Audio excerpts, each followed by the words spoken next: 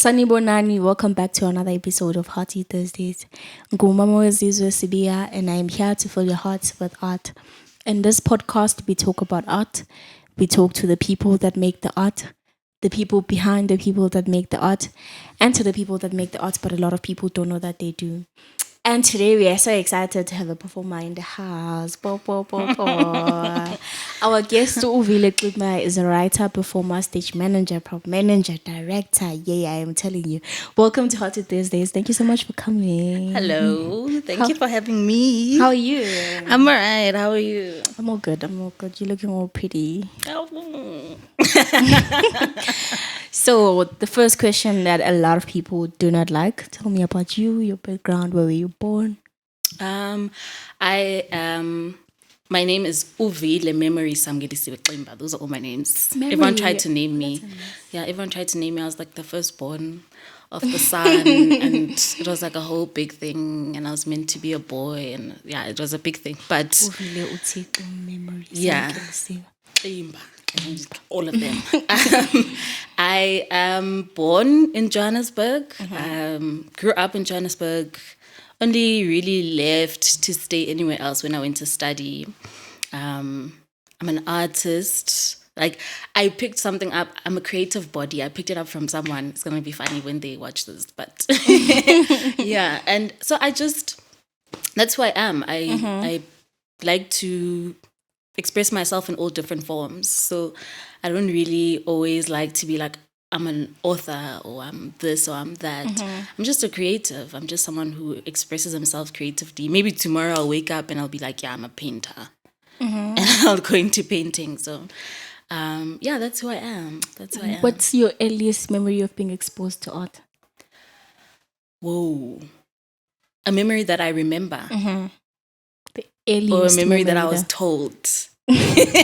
Can we have both?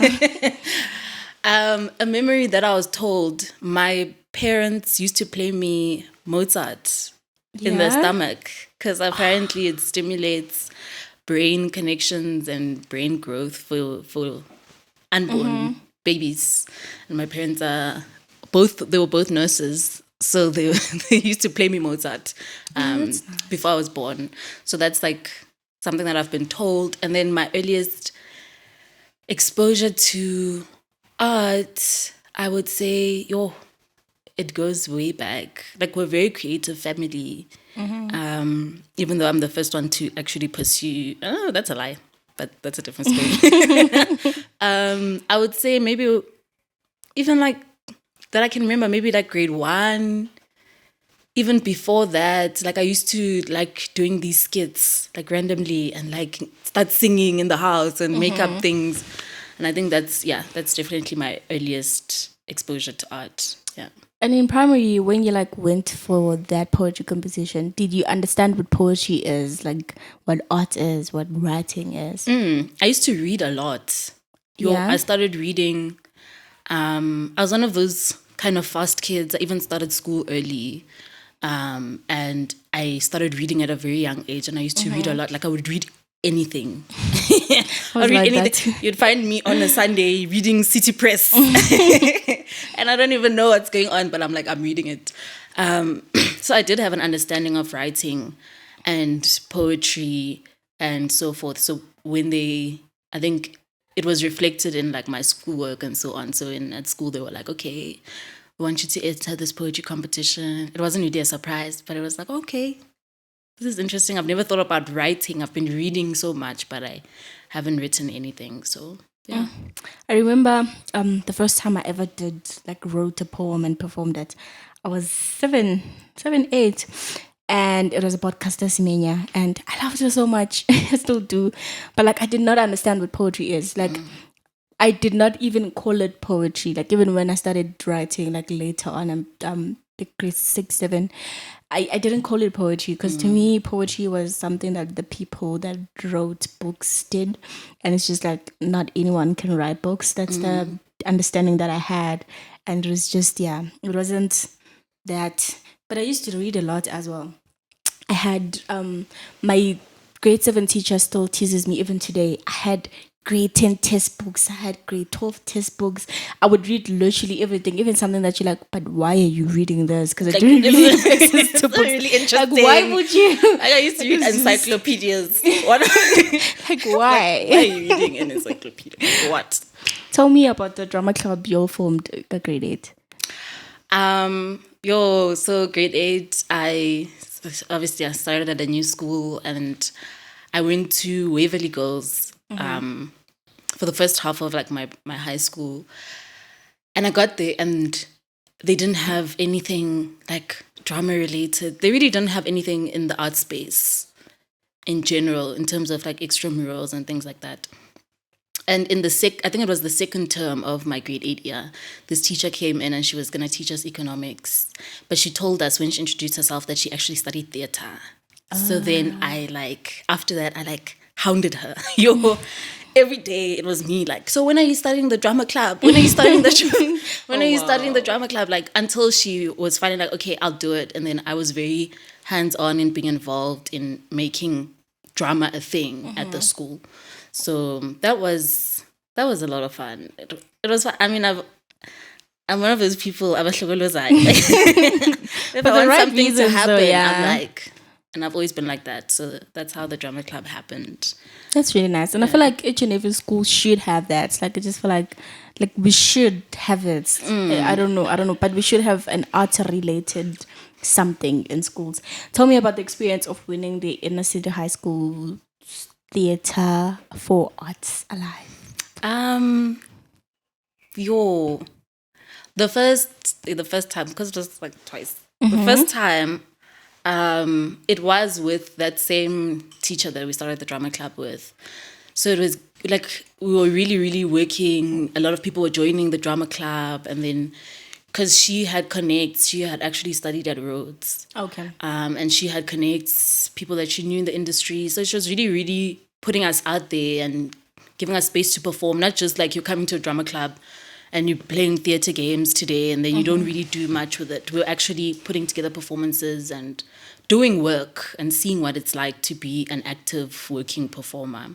So by the time we did the inner city competition, I think there had been a lot of build up in the drama space, and it was, I remember the piece was about like the Joburg inner city and like different characters, and it was drawn from a newspaper article about a woman that fell from a building.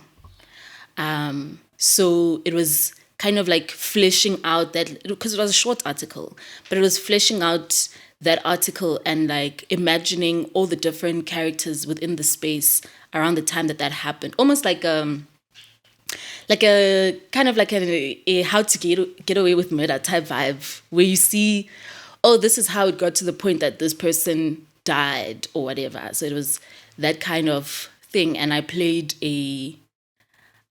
someone who stayed on the street and whose best friend was a broom, which was wild. But it was very interesting. Like I remember I took the broom home and I would talk to the broom and my mom would just be like, are you okay? Like, are you okay?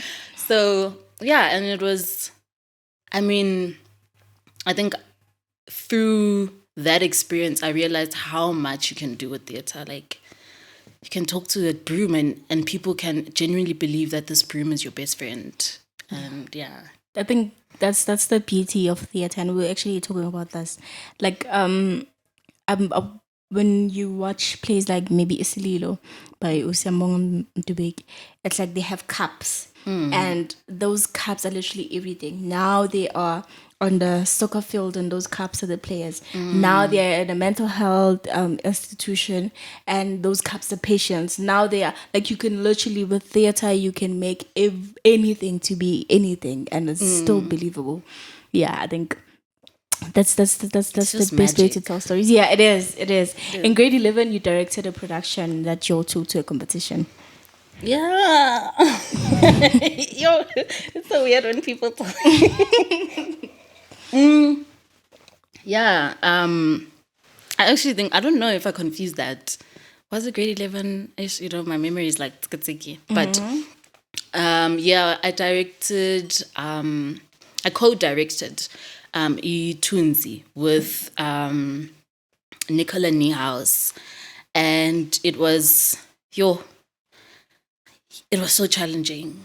I think it was a really challenging experience because it was the first time that I played multiple roles within a production.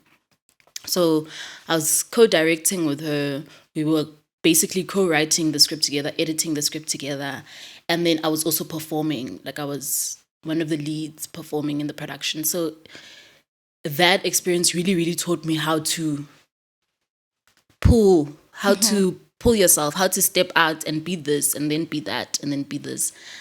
But it was a beautiful, if I can say, it was a really beautiful production. Like we used. What was it about? It was based on this German folk tale about a young woman that like is traveling, but then encounters kind of like a spirit, and they encounter the spirit, and the spirit tries to lure them into another world. So it was around that, but we kind of reframed it, positioned it in South Africa, and it was a mom and a daughter who were traveling to live in a new place after the father had passed away. And they basically, on their travels, they encounter all these different people, but then she meets this person called Utunzi, around the same age as her, like preteens, teens, and Utunzi's like playful and bubbly, but she's always appearing out of nowhere. Like she's in her room, now Tunzi comes. Tunzi, where did you come from? And then Tunzi can all of a sudden do all these magical things, and then Tunzi says to her, you see, I can do this magic, so you don't have to be unhappy. I know you're unhappy about your father, but there's a better place where you can go.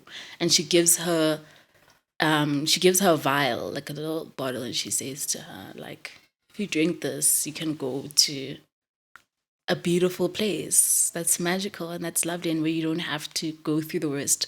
And I think the thing that pushed that character, the character's name was Ulizwi, that pushed Ulizwi was also the fact that she was struggling with her mom. Like she's grieving, her mom is grieving, their relationship is tense, like they're fighting because she doesn't want to leave. And it's pushing her to want to go to this place where she can just feel, a little bit of release. But I know it sounds like a really heavy. And how old were you? It sounds like like what, like 15? But it sounds like a really, really, I mean, it is heavy. It's a heavy story. But we used like light, especially like we bought these little, these lights that you can press. What do you call them? Those small ones. And we had a chorus. Theater terms, it's like a chorus, like an ensemble. And the chorus, so we didn't have any set. The chorus would create the environment. So like, as we're moving, the chorus becomes like a tree, and then the chorus becomes a car, and the chorus becomes the environment. So like, as much as the story was heavy, the fluidity and the movement and the lights, and it created this magic that was like, okay, it's a difficult story, but it's also so beautiful. Wow, look at that. Wow, they're transforming. Just to like, yeah, it was. We're actually it's not a final thing, so I can't talk about it. But we're looking at revisiting. Please, I think I would really love to see it. Yeah, I think I would really, really love to see it. Can you still play the marimba? No. Why not? No. I didn't keep up. I didn't keep up with playing the marimba, but I should. I should. Can you play any instrument? No, I've been learning how to play drums. I have a These drum. ones. Like it's a baby's an idundun. It's got both sides. Okay. So I've been learning how to play that. Because I had to buy one for my own roommates. These are the roommates of mine. Nino teaches djembes. Yeah. Yeah. Maybe I'll come for some lessons. You should. You should come. You should come. When did you start singing? Or when did because you was even in the school choir. So when did singing start? I can't even say if like singing's been a thing. Like, where I can be like, this is when I started singing. When it's just like one of those things, like endlini. Like, my father was really, really into music. Like, so I would listen, same as the reading, I would listen to everything. Like, I was listening to jazz, I was listening to rock, I was listening to whatever. Like, whatever was there, I would listen to it. And I would just like sing along. And like, after schools, come home, play something, sing along. Just like create my own little shows on my own. But I joined the traditional choir. I think it was when I was in matric. Was the first time that I was like, okay, let me do something singing related. Like, let me actually do something singing related. That was in matric. In Tunzi, in the piece, there was singing involved, and I had to sing in there. But I think it was the choir, the traditional choir, was the first time that I was like, and I just went there on a whim. I was like, let me go. And then I went, and it worked out, and it was really nice. Yeah. Oh. Where did you do your undergrad and honors, and how was the whole experience?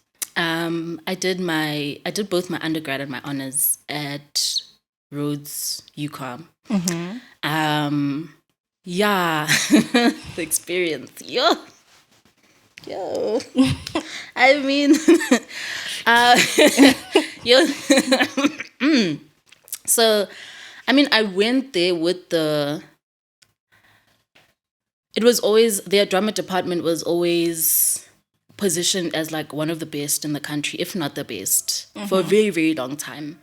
And I went there with this idea in mind because I was very much like, I want to do theater, even though I almost didn't go because I was accepted at Wits for an economics PPE, like a BCom. And I almost went there because I was like, I can always do this and then do theater on the side. But my mom was like to me, nah, like, you could die tomorrow. You need to do something that you're passionate about. We need more moms like that. No, my mom is on some. And I think she's always known, like, in what? A crash, man. A crash. After, like, when we graduated, they asked the parents to write a little note to their kids. And in my note, she said, like, something like, I'm a kind child, whatever, but I think she's going to grow up to be an artist. So I think it was just, like, always a known thing for her. And when I was like, I'm thinking of doing this BCom, she was like, girl, please. I was like, So I went to Rhodes, and the theatre department didn't meet the hype. In an honest, like, if I'm going to be honest about it, didn't meet the hype.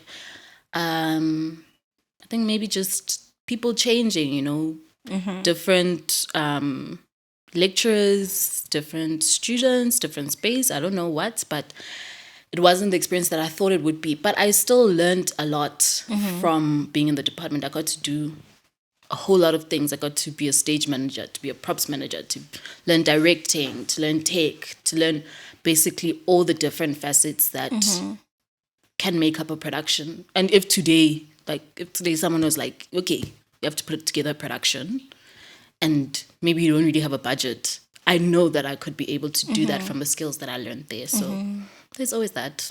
Oh wow, that's really, really amazing. How's the experience of performing in at the National Arts Festival?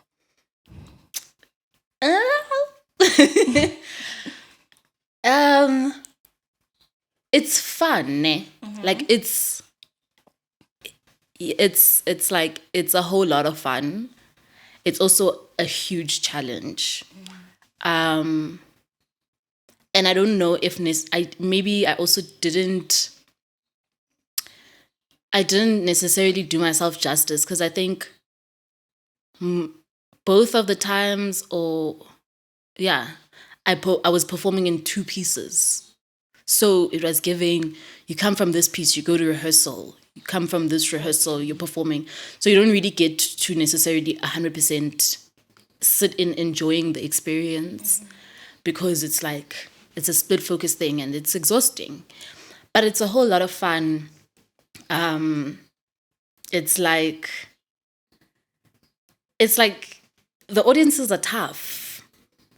the audiences can be really, really tough. Like, if they really don't like something, they'll get up and walk out. And those national theatre, the fringe spaces are not, they're not big. It's like a stage here and the audience is right in front of you. So when someone leaves, you can definitely feel it's okay, someone just left. And you're on stage and you're performing and you need to maintain that energy, So it was a fun experience. It was a challenge.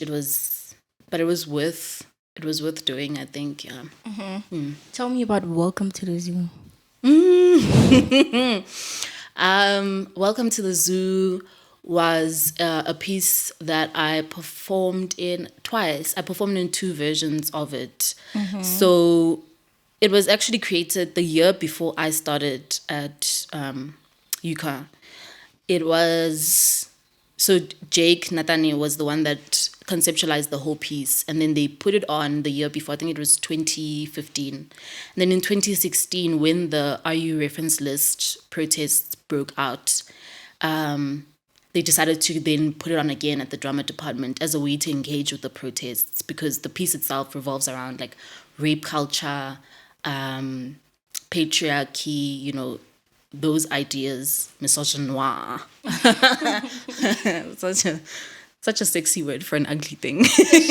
Yeah, it does. It does. It does. It does sound like something interesting or something. But it's not.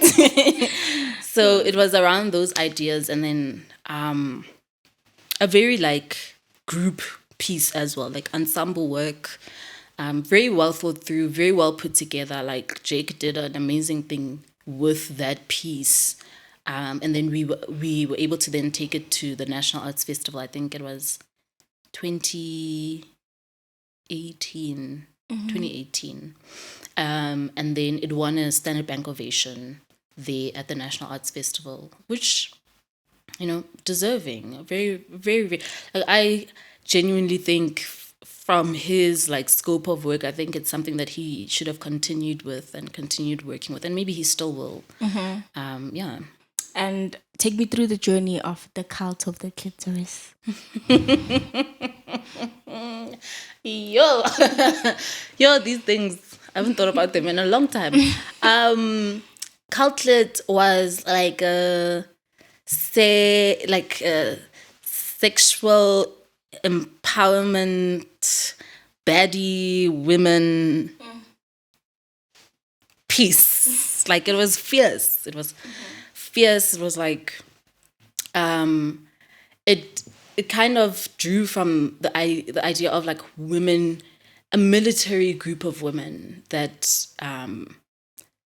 take things into their own hands, that take action into their own hands, that like vigilantes kind of vibe. Like, we were so edgy, like we're all dressed in black, like we looked like such cool people. But it definitely explored a lot around like sexuality, also around ideas of rape culture, ideas of patriarchy, challenging those ideas, but also positioning women in a strong, I like the word strong, but in like a powerful position, a very, very powerful position. Yeah. How did it come about? It was, I was performing in it, so it was directed by someone else. And it was one of the Rhodes Drama Department puts on student pieces every year for Fest. So it was selected to be the student piece for Fest that year. So that's, kind of how it happened, yeah. And how was it like stage managing for the first time? I loved it. Yeah? I actually think out of all of the, okay, namanga. I mean, I love performing. Like, when I perform, when I'm on stage, like, I'm a different person. Like, I don't know how to articulate it. It's like, I'm not here. I'm not this person. I'm gone. But stage managing, I think, may be my number one love in the theater. Like, for real? Yo, guys. Stage managers are like, they are like glue. They are like press stick. They are the thing that brings the production together. But you never see them, and that's fine. That's fine with me. It's like all the things that bring a production into being that we don't think about is what a stage manager does. It's like they're the subtext to the dialogue kind of thing, like from literally things like dates, small things that you don't think about, like dates, to lights, to music. It's angazman. It's like a puzzle, and I enjoy puzzles, and I love being a stage manager. And I think the first time I did it, it kind of just fit. Like I didn't even struggle with it. It was just like, this fits. This is right. Yeah. Tell me how Dreaming in Color came. Dreaming in Color. Dreaming in Color. It was actually not a thought through process. It was at the end of my second year, 2017, I was 19. And I was just like during VAC, I was home, it was VAC, and something was like, you need to start writing. And I started writing this thing. And I just started writing it, and it just kept going and going and going. And I like finished writing it in like 2 weeks. Like I wrote, like I was waking up and writing and eating and coming back to my room and writing. Like literally that for 2 weeks, that was me. That was me living my life. Whatever moment I have, I was writing, I was sitting and I was typing. And after 2 weeks, I had like the full draft of the novel, like the full draft of it. But at the time, I was like, okay, I don't know what this is. Like, what is it? What do we do with it? Okay. But I just took it, and I chose 5 publishers that I was like, okay, I'm interested in these 5 publishers. And I was like, I'm going to send it to these 5 publishers. And I just sent it to them as it was without reading it. I just sent it. Yeah. What is it about? Just a little. It's about a young girl called Ulanga, young woman called Ulanga. That's coming. It follows her coming out of high school, going into varsity. So that space of like transition. And then so in that space, it's basically like a collage of her life, a collage of memories, dreams, conversations, experiences, things like that. It's literally, even when you read it, it reads like a collage. It's like fragments of these experiences of hers, and they form her becoming, like her figuring herself out. I've had a lot of people be like, people have different takes on it. Actually, there was one person that was like to me, it's like a protest story, and I was like, okay. I respect people's interpretations, because it definitely does speak a lot to the struggles that Black queer women face in South Africa. But then there are people who are like, it's a love story. And that, I think that resonates more with me, because it does speak to like a first love situation and 2 people kind of growing together. But more so, it's a story of coming out to yourself, which everyone does. Everyone can resonate with trying to figure themselves out, trying to see, who am I? What am I about? What's important to me? And facing all the things that we struggle with, like our traumas, like our childhood traumas and life things, so all of these things in one, and just becoming who you're meant to be. That's really, really amazing. Tell me about Dumela Musadi. Dumela Musadi was a production also at the drama department, also directed by Matumisang, who directed Cultlet. And I was stage managing for that. It was more of like it was a very unconventional type piece, like more in the performance art realm. which was an interesting thing to stage manage for, because there was less of like separation of audience, a lot of mixed medias like video and it's video, it's dance, it's text, it's a lot of compartments to consider. But it was I think that was definitely one of the pieces that challenged how I view theater, like what theater is, and what it can be, because it brought together so many different elements that it was like, okay, this is different, and the drama department likes to work in that way, where it's like, are you performing? Are you not? Are you performing? It's like this interesting line between being a performer but being a person, and navigating that space. So yeah. Wow. What's the decolonial aesthesis lab, and what did you do there?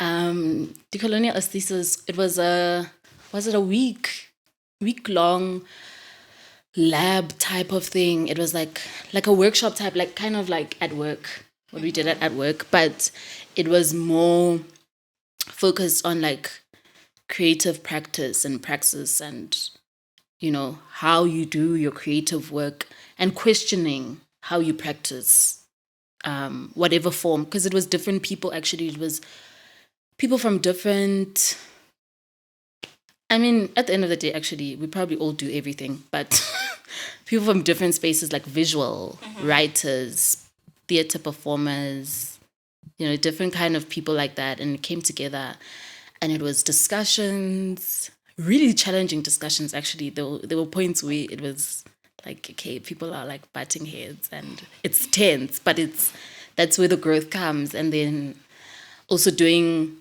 practical things, like we had to put together a little performance, and now it's like the writers are like being like, oh, I'm righty, so so I wanted to be all like well put together and and well written and structured and whatever. So it really, really challenged how you work with people, and it was at the Rhodes Fine Arts Department. So the African Feminisms conference is run by Charlene Khan, and why did I forget?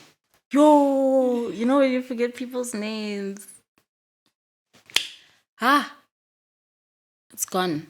It's gone. I'm so sorry. But I know you, and you're a wonderful human being. And you're a good person. Yeah, they run African Feminisms, and it was kind of an extension of that conference and the work that they do in that space to just like try and engage creativity, I guess. Yeah. Yeah. And now that you've mentioned that, I wanted to ask about the experience of directing Umpuputlo or Induvela Guyo African Feminisms Conference.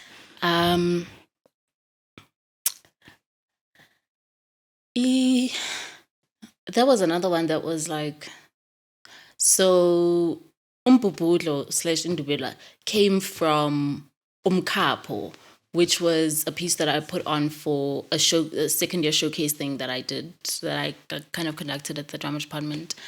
And both pieces were exploring grief and loss, which is something that I've like experienced a lot of in my very short lifetime right now. And it was exploring the idea of grief and letting go, and even the funeral space itself, like how it's constructed, and the things that we're expected to do and not expected to do, and all the things that come into how we identify ourselves in that space. And Indubela was really a collaboration between myself, Usiabulela, and Unine. They came in as, it was more of like it was actually a choral performance, a choral meets baby zen meets choreographic performance, which was new for me because I don't really go into choreography space, but I do see choreography, maybe not so much as like, yo, siya danza, like, but everyday actions can be choreography. Like you picking your fingers like this can become a thing on stage. Like it becomes a thing, it becomes something else when you do it and you explore it. So that allowed me to explore that space a little bit more. And you were speaking earlier about the cups. We literally used like chairs and those metal cups, and we like use them to move space and transform space. And yeah. Wow. Yeah. So this is the question some don't like. What is your why?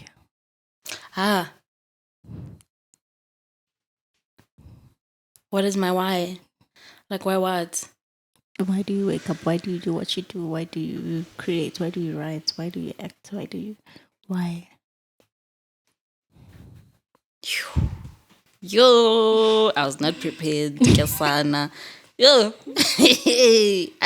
What is your why, mama? I'm the interviewer, you're the interviewee. I need a sip of wine.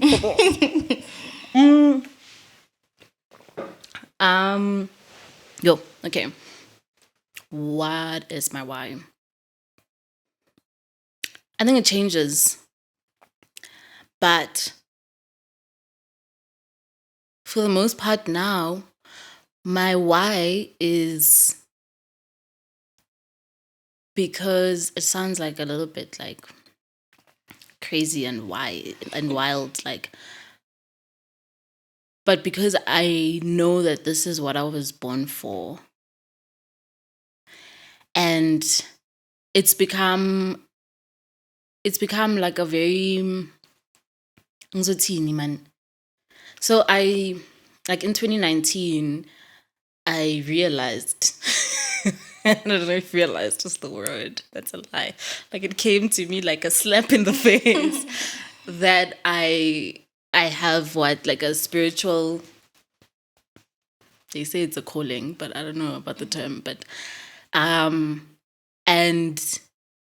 that kind of it became this part of my life, and I didn't know how to integrate it, and I was struggling, and there are all these things.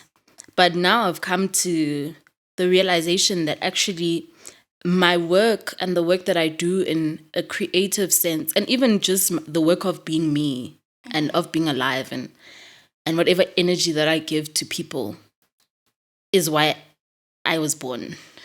it's literally that's it. Like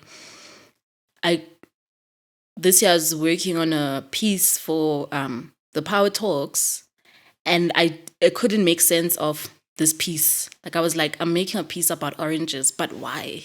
Like I'm an orange, but why? And I actually got to the point where I was working with Uto Bingomani, and got to the point where I was like so nervous and a little bit anxious about this piece, because I was like, I don't understand if this translates, number one, and how maybe it might be received. And I don't often go into that space, but it was really just out of the world. Like you could seriously going to bring a bunch of people into this room and say, "Hi, we're going to talk about oranges today."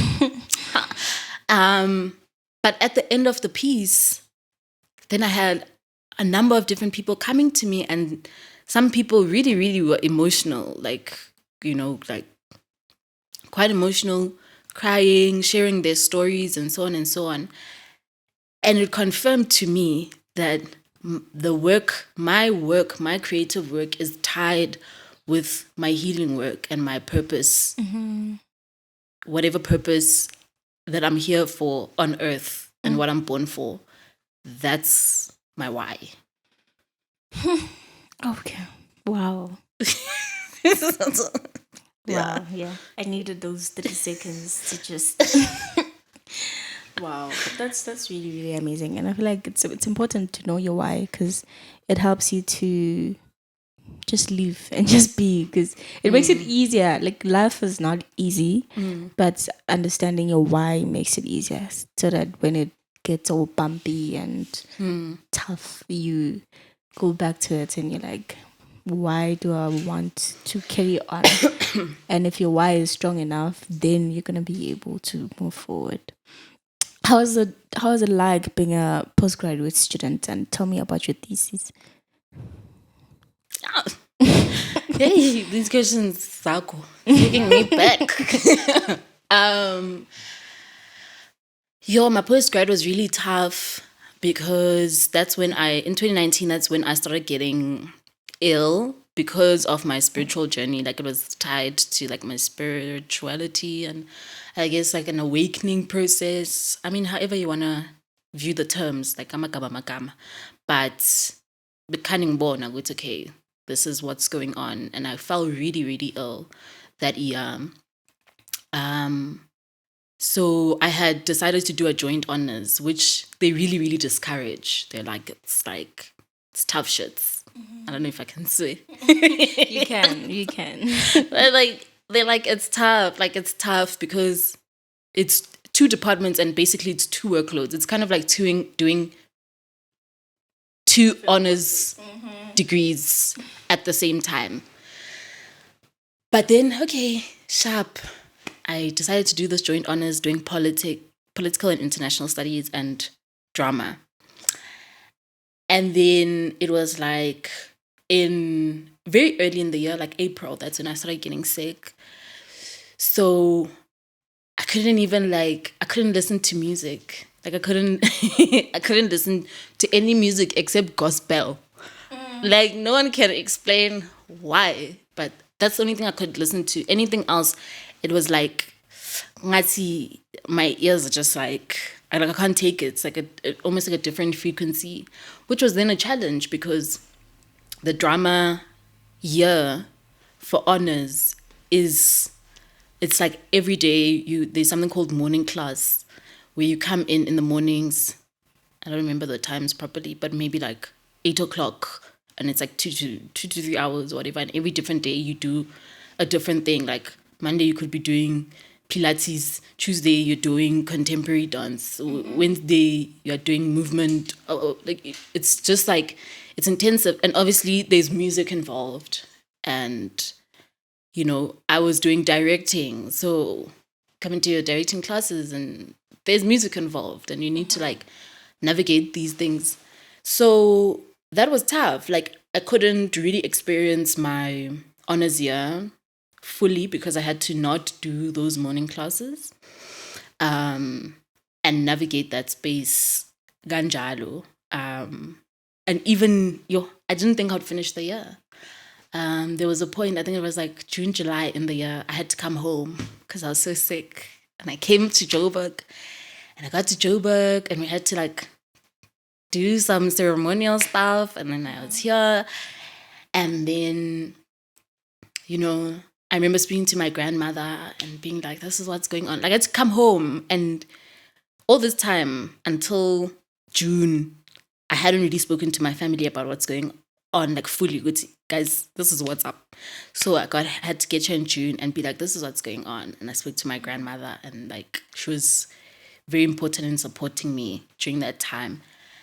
And everyone in the family was just like, you need to drop out. Like, don't go back. They were like, Uyagula, how are you going to go back? How are you going to finish? Like, you're a mess. Like, it was bad. Like, it was really, really bad. Like, I couldn't eat shit. I was like, it was, yeah.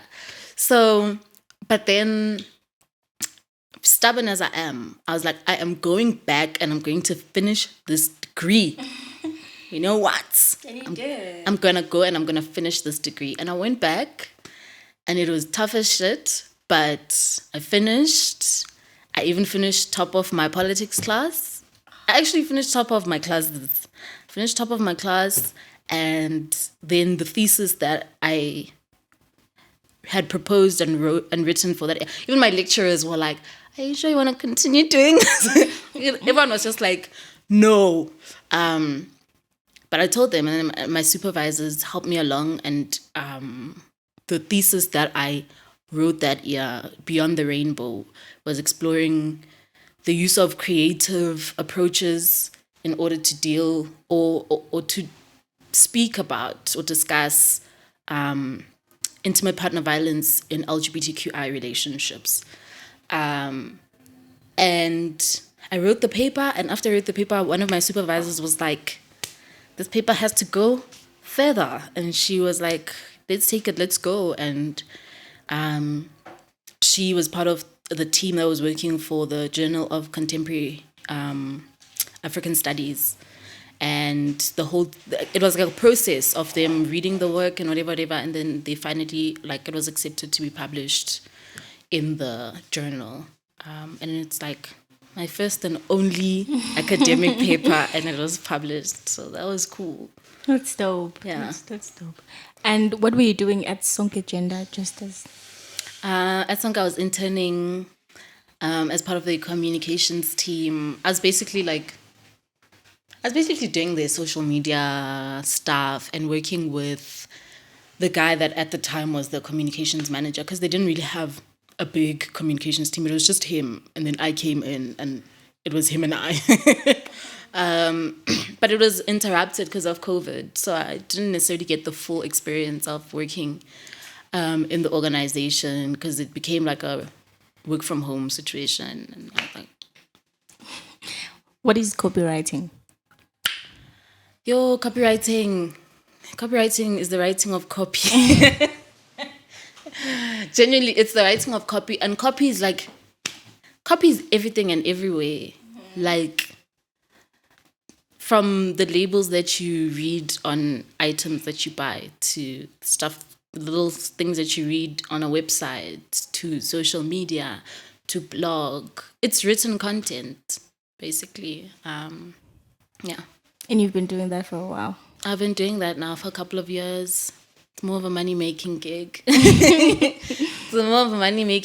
I mean, I would love to get more into the creative copywriting space. So, like, working with brands to create, like, their brand copy and vision and so on. Like, there's some really cool brands that do awesome things with their copy. Like, they have fun with it. And I'd love to be more creative in that space. But I think you're like third copywriter that I know. And there's this other guy who's in Cape Town now. He's a copywriter.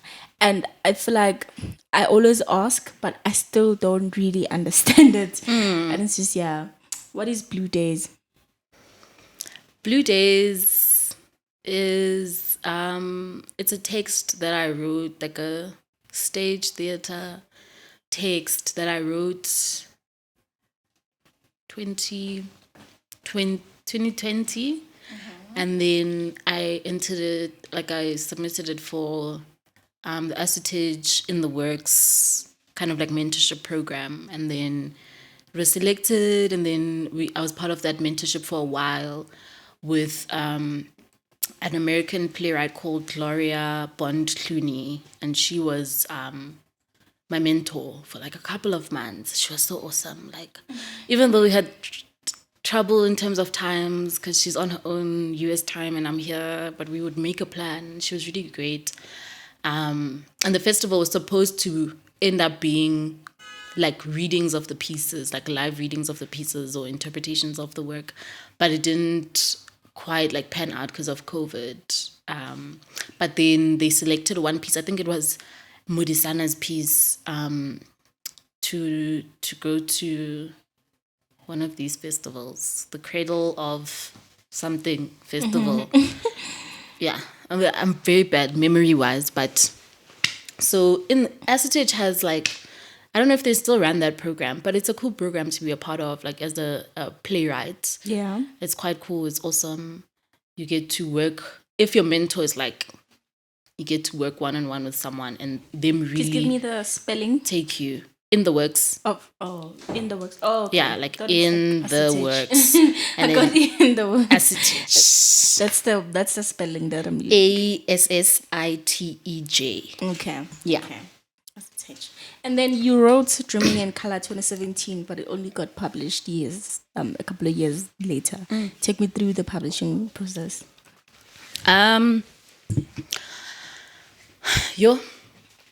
So like I said, I I sent that first draft. I didn't even read it. I was like, if I read this, I'm gonna beg on myself, and I'm gonna be like, So I didn't read it. I wrote it. I didn't read it, and then I just sent it to a bunch of 5 publishers.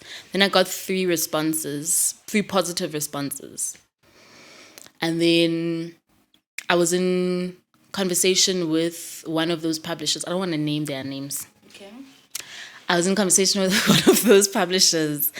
But they had particular things that they wanted out of the work, and I didn't necessarily agree. So that didn't work out. And then what happened? I don't know. I remember what happened with the other 2 publishers, but yeah, that was the one publisher. Oh, and then the second publisher was a similar thing. I think I had written the work, and it was the first time that I'd written something so like a novel. It was the first time I'd written a full-length novel. And I just needed someone who was going to be like, okay, it might be a little bit rough. Let's take it and I wanted to work with an editor, essentially. But I think also the second publisher was looking for a polished work. Okay. So then I spoke to a guy called Ufwad, and he was around the Rhodes drama department at the time, working there and so on. And he's in the publishing space. And I spoke to him, and he's also involved in AFEMs and decolonial aesthesis and stuff. And I spoke to him and I said, I have this text, and yeah, I'm trying to do something with it. And he sat with me, he read it, he sat with me, we went through it. He was like, I think it's brilliant. He found people to read it and give me feedback. And then he connected me with Colleen, who's the publisher of Mujaji books. And then Colleen read it, and she was immediately let's do this. And that's how I ended up at Mujaji. It would have been nothing without Fuad. And it's such a terrible thing, because ngoba ngiyakhohlwa ending snacks. When I wrote my acknowledgements for the book, I was in a rush, and then I forgot to write Fuad, the most important person to this book, actually. And I felt like such shit. But now I'm like, any interview that I get, I'm gonna put his name in there. Because when people help you need to give them that shout out. Man. You need to appreciate. And I do not want him to feel like I did not appreciate what he did for me, because it was too much. And it was amazing. And yeah, and I'm gonna make him watch this. And that happens. Also, my memory is very not good. It is not good. So sometimes you forget really, really important stuff, and it's just especially if you have to acknowledge people or name, or right now, if maybe you're just to be put on the spot and just say send shoutouts.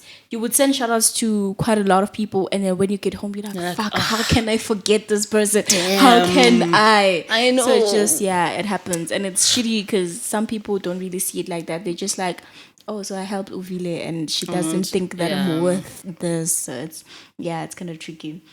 How's it stage managing and performing with Decent? Decent was tricky. It was tricky. It brought about the end of a very long friendship.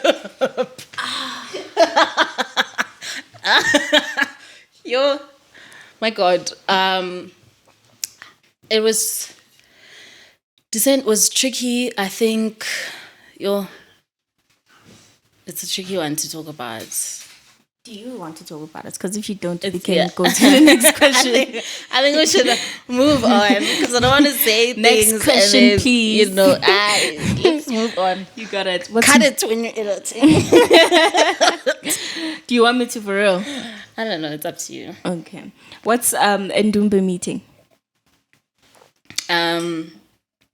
Ndumba meeting is a short story. So Ndumba is yes, Ndumba. I do. Yes. So, it was a short story. So this is what I was saying, like about the connections between the work and the creative work. I don't even think there's a separation, but for the sake of explaining, the creative work and my kind of like spiritual healing work, with my roommates, because they're my roommates. We share a body. But guys.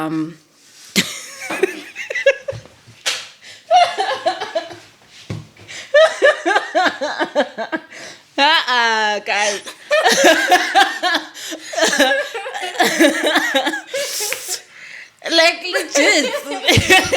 Angidlali, guys. Angidlali. I'm a roommate wami lawo, guys. Yo. I'm share a body. Sometimes it's like knock knock. And I'm like, oh, your timing. Yo. But so the connection between those two things. So in Dumba meeting, it was a story last year, actually, sometime around like mid last year, early last year. I started getting this thing, there's a story that I need to write. Like I need to write it. But I also had this feeling, this like fearful feeling, like nyasabu spala. I don't know why. Like it's like if I write it, something's gonna come out of it. Like it's like, because with Dreaming in Color, it was much the same thing. Like not in that way, but I wrote things in Dreaming in Color that actually have come, like they happened. I know how that's like. My poetry is like that. And Yeah. sometimes I don't write at all because I'm just like, I don't want to experience that. Yeah, well. Yeah. So with Ndumbi meeting, I was like, it was being clearly, and I'm thinking for months and months and months and months and months and months.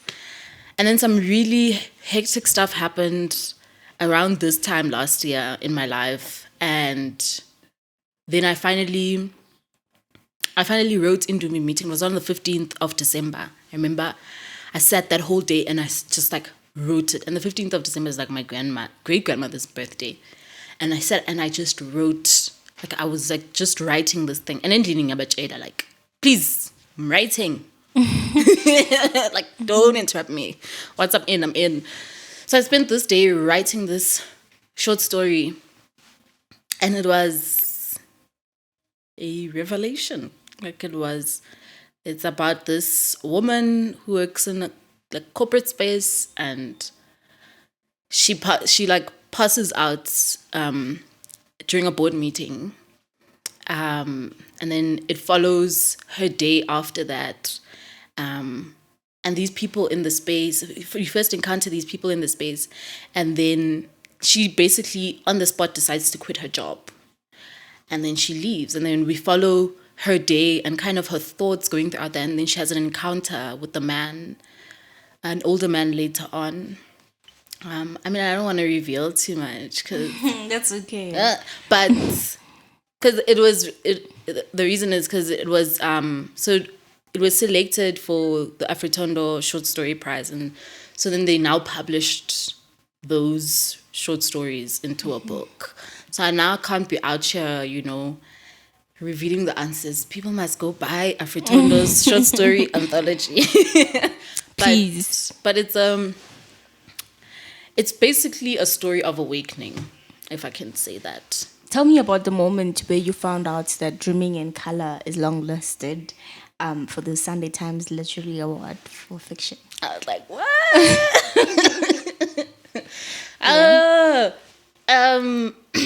I remember it was my publisher sent me a message in the morning, and I woke up in the morning, and because I don't like to look at my phone in the mornings, like I try to avoid it. So I was like, I didn't see the message until a little bit later on. She was like, you've been longlisted, and she sent me a link, and I was on my own. Yeah, because it was the morning, I was by myself, and I was so amped. I was like, I couldn't believe it. I was like, I had to go and like look and double check and make sure and be like, what? And then I told everyone. I was like, I'm calling my mother. I was like telling everyone. But it was exciting. Like, it's like, I didn't write I didn't write the book thinking anyone was ever gonna read it.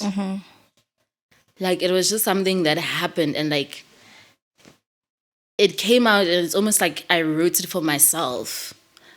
And but I think through experiences like that, you also realize that, like, okay, we are special, sharp, but you're not that special.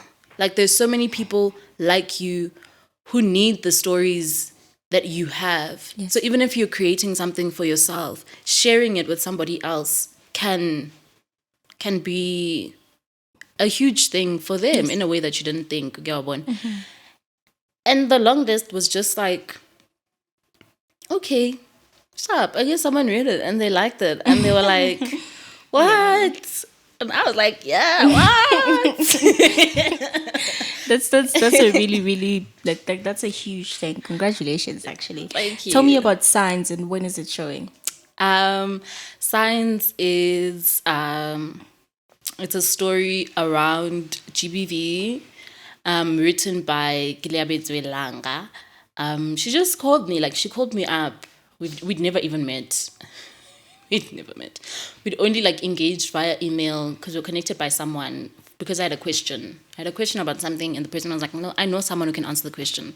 And we literally spoke via email, and then we never really met up after that. And then she just called me and she was like, she's putting together a team and for the production, and would I like to be involved? And I was like, yeah, sure, definitely. I didn't even know what it was about. I was like, it's a production, I'm going. I was like, Nyahamba. You know? I'm there. Yeah, like, I'll find out when I get there. it's production, I'm going, I'll see.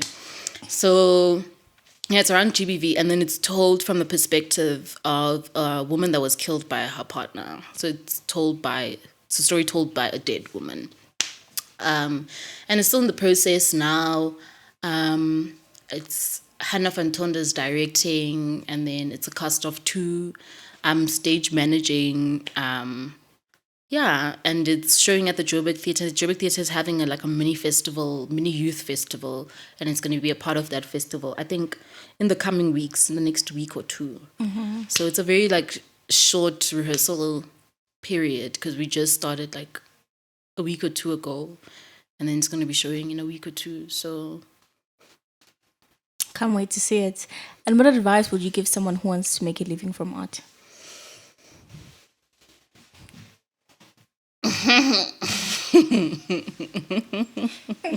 I'm not gonna say that. But no. I was gonna say run. Don't do it. No, I'm absolutely kidding, actually. The advice that I would give is that there are so many more opportunities than you think. Like, it's actually insane how much there is in the arts space. Like, how many opportunities there are. I guess it's the difficulty of finding them. Yes. Or just the access to information to know that such opportunities exist. That this thing is happening. But that's the advice that I would give, is I would be like, there's so many more opportunities than you think. Be open to them.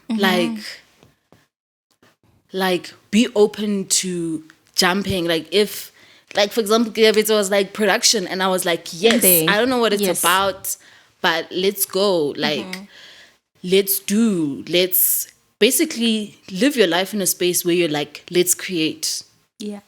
And not tomorrow, not 2 weeks from now, not when you have the budget, not when you have the money. Now, now. Where you are with what you have. If you're in your room and I don't know what you're doing, and you're sitting, if you're a singer, record yourself on your phone. I think it's very, very powerful. Remember when during Earthwork, Pumelelo showed us the work that he did during COVID-19 in his room, and he was in his room, and it was just like he couldn't go out there to shoot other stuff or photograph other stuff, so he just started turning the camera to himself in his room, and those photographs that he took him, I don't even know, a residency. He's out of the country right now. He's doing great, amazing work. Exactly. So start where you are with what you have. That's very great Literally. advice. Where do you see yourself professionally in the next 5 years? I saw myself living on a farm. No, no, genuinely, God, again, like I want to live on a farm. Like that's my ideal, now. Like I want to live on a farm, somewhere maybe accessible to a city. Like I would live on a farm in Muldersdrift or Lanseria, somewhere where I can drive for gigs if I need to drive for gigs, type of thing. But I want to live somewhere a little bit remote, and I want to build spaces on whatever land that I have. Different spaces. It's a lot, but I want to start a creative healing institute, and I do want to do that in the next 5 years, even if it's the beginning of it. Out there on a farm. Dope. That's dope. But that's what I want to do. Like, I've met a lot of people really doing really, really amazing things for healing through their creativity.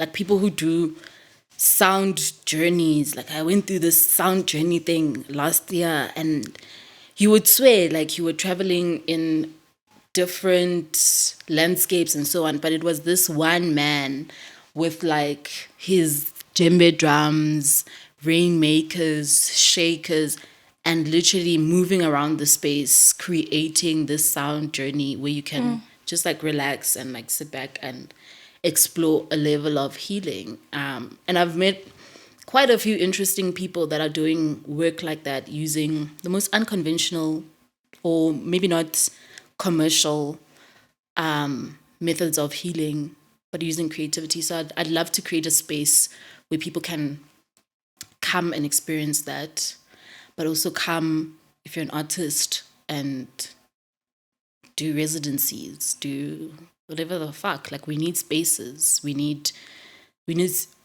as artists, we need spaces where we can go and be like, I don't have responsibilities maybe for a month, and I can just sit here and focus on just being creative. So those are things that I'd like to do. I have a platform called Tsibinki, which I'm trying to grow, where I share creative opportunities for. Which we are gonna collaborate on. Really looking forward to it. Yeah. So Tsibinki was like another one of those. I was like, it was in 2020. I was like, it was in 2020. I finished studying in 2019, and I'm here, and I'm like, what now? Like, I have my qualification. What do I do with it now? And I'm looking around, and I'm like, okay, fine, it was COVID, but like, where are the opportunities? Where are you meeting the people? Where? And there was no way that I could find like online. If you literally type creativity opportunities, there are so few spaces that you can find that can give you a holistic thing of being like, okay, you're coming into the industry and this is where you can go. Yes. These are the organizations. Yes. These are the people. These are the events and so on and so on. And that's what I'm trying to build. I mean, I'm trying to build it on a continental scale, not just for South Africans, but obviously, yeah, I'm one person, and I am looking now at like making it some kind of team effort, because it's actually a lot. Like there's so much. There are months where I find over like 100 opportunities and have to sit and like go through them and post and like, you know, put them up and so on. And I get people DMing me and being like, dude, I'm starting out as a musician and like, what do I do? And I'm like, I don't have the capacity as one person to give to all the people. So I would like for that to grow into something that I can like hold hands with other people and be like, okay, you do this. You do that.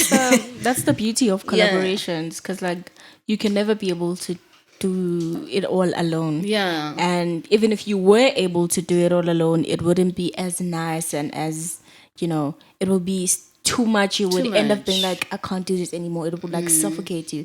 But if it is like 2 or 3 people handling it or just like collaborating in it, it's easier to just like share the load. And instead of having 100% thing, now you have like 33 or 35, and it's doable. And then you're able to carry on with other things, especially as freelancers. Your time is everything. Time is money. So yeah, I definitely think it's time for that to happen. It's time for me to find people with the same interests in just like putting people. That's basically it. Putting people on. That's it. We're just putting you on. Which is why when you told me about it, I was just like, that's exactly what we are trying to do in this channel. Just to make sure that people have access to information, because we don't have access to information. We don't. Like the things are there, the opportunities are there, and the more you like find them, the more you realize that they're willing to pay for everything. They're willing to give you the money. Like they're willing.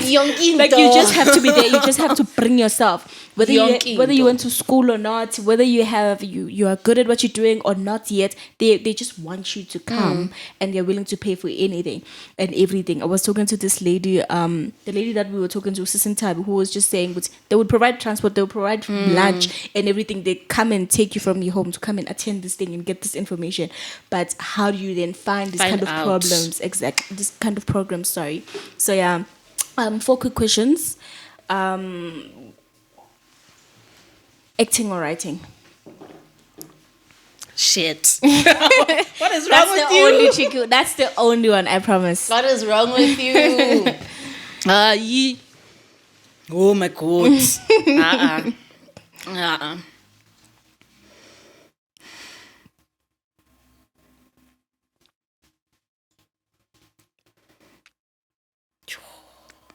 We can stay till 6 p.m. Yo, dude.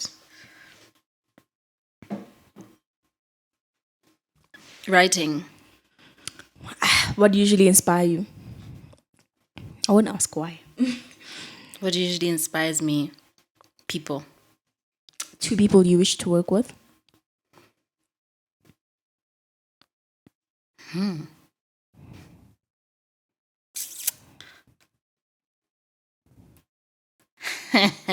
Yo, these questions. People. Tandi Somazwai. Absolutely have to. I have to. And Marina Abramovich. One prayer that must be answered.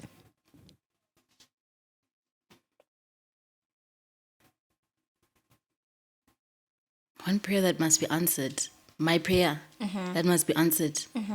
You guys, my prayers have been answered. I just want the cash money. The money. That's all. I'm so content with my life right now that I think the only thing would be to be more financially secure. Yeah. I think I'm almost there. I also need some mental health things to be sorted out first. No, it's put my corona. Like, you guys know. Yeah. To get to now, I get you. It's been a journey, right? It's definitely been a journey, but I'm like, I can't.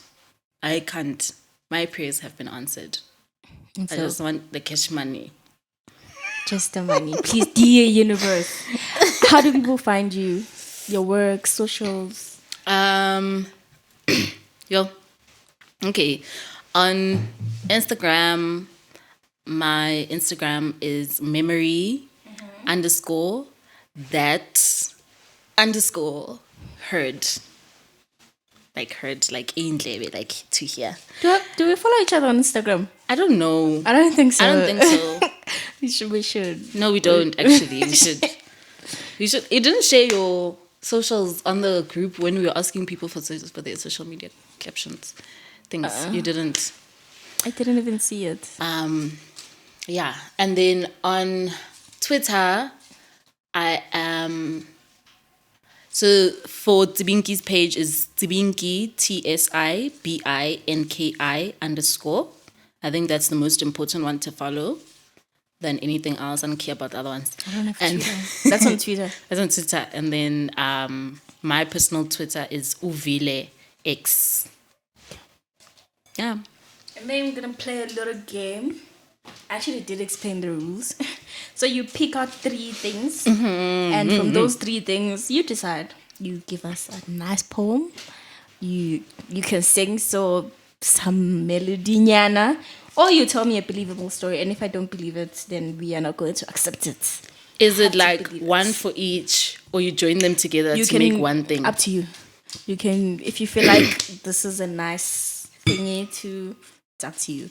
If you feel like, nah, I'm gonna do one poem and one song and one story, up to you still. Okay. But you have to take 3. Don't look. So your first one, take one at a time. That's your first one. Okay. What do you have? Grow. Grow, okay. You found. Okay.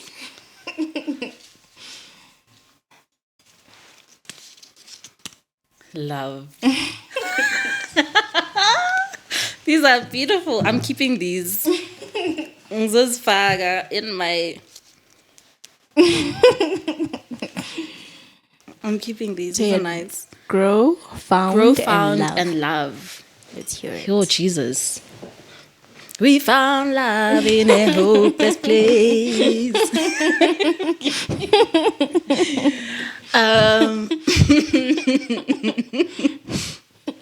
Yo, how ridiculous. I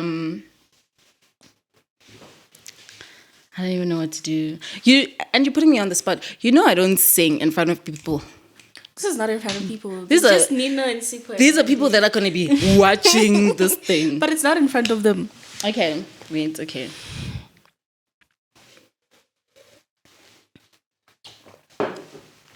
Let's think about this. Okay. I think I'm going to combine them. Okay.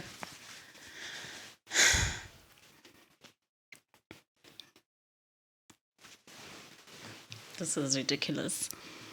So what are you choosing? Poem, song, or story? Which is great because you're a writer, you're a singer, and you're an actor. So it's just whichever one you choose is gonna work. Yeah.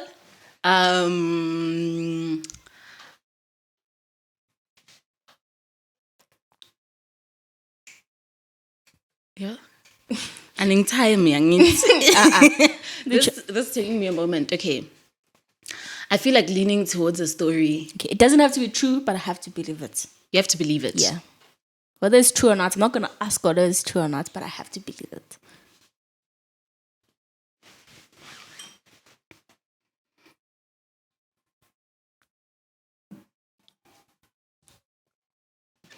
So, I didn't even believe that, so it's a lie. Okay. So when I grow up, I think I'm gonna find love in an ocean. That's not it. It was found. I know. That's not it. I know. You can't know what? cheat the Actually, system. let's go with the one that's most uncomfortable because we like to challenge ourselves. Okay.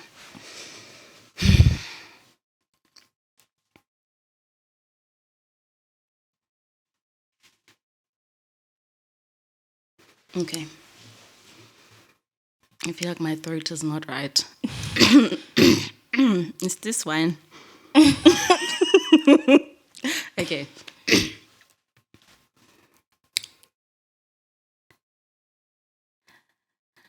I grow like the water reeds, waving in the wind.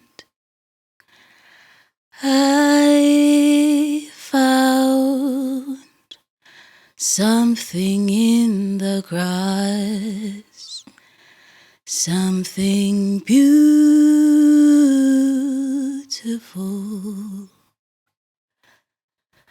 I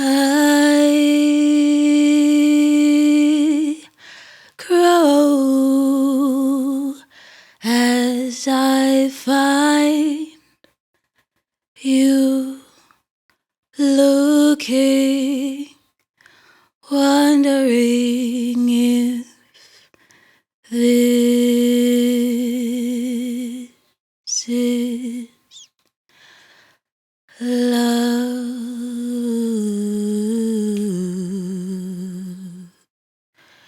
I found you